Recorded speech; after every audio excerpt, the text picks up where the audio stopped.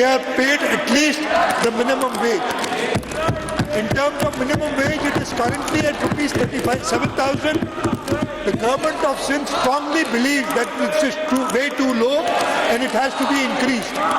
What we are proposing is the procedure to do this is through the tripartite arrangement under the law where the employer, the employee and the government sit together.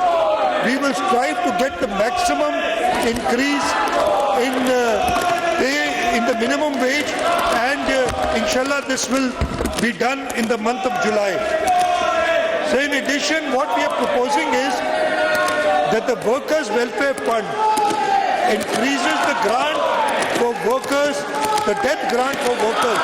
The grant which goes to the family of a worker who died from rupees 700,000 to rupees 1 million, and the marriage grant to be increased from rupees 200,000 to rupees 500,000.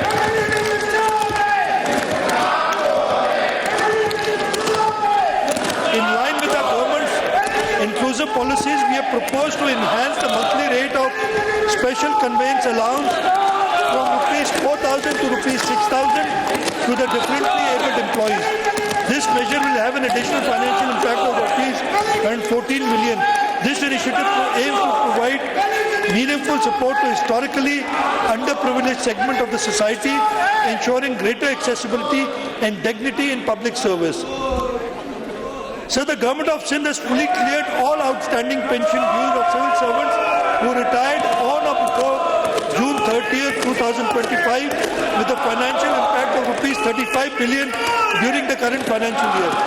This province-wide resolution executed within the current financial year reflects the government's steadfast commitment to welfare of its employees and sets a new benchmark in public sector financial governance. So I will talk about some tax and non-tax relief included in the budget.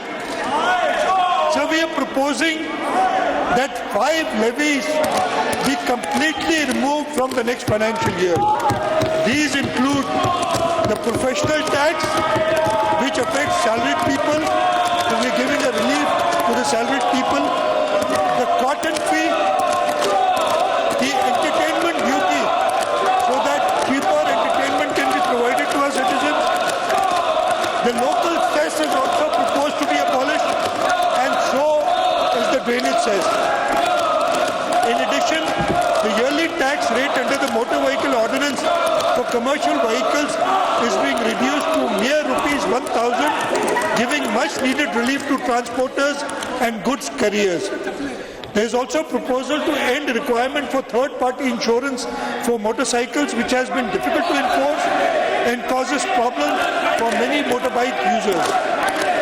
Along with these changes, more tax and fee reductions are being proposed to give further relief to the public. These include cutting the mutation fee and sales certificate fees by 50% from rupees 1,000 to rupees 500. The cost of certified copies is also being reduced by 50%, and the fees for solvency certificate and Yeshit certificate has been proposed to be lowered from rupees 1,000 to rupees 500. In addition, it has been proposed that stamp duty on third-party insurance of motor vehicles to be set at only rupees 50, making it cheaper and easier to follow rules. Sir, the Sindh Revenue Board is from the next financial year introducing a negative list system. This is as per the National Fiscal Pact with the 4 provinces and the Federation have signed and is in line with the IMF requirements. So from now on, there would not be a positive list of taxable services, but a negative list of services which will not be taxed. Under the existing law, all major services are taxable and a smaller segment of services is not taxable. This situation creates disputes regarding taxability of services, which leads to unnecessary litigation of the problems for taxpayers. Therefore, the decision is being made to transform to negative list regime by taxing all services, but at the same time taking care that essential and social services are kept exempt and that a specific part of new services is subject to reduced tax.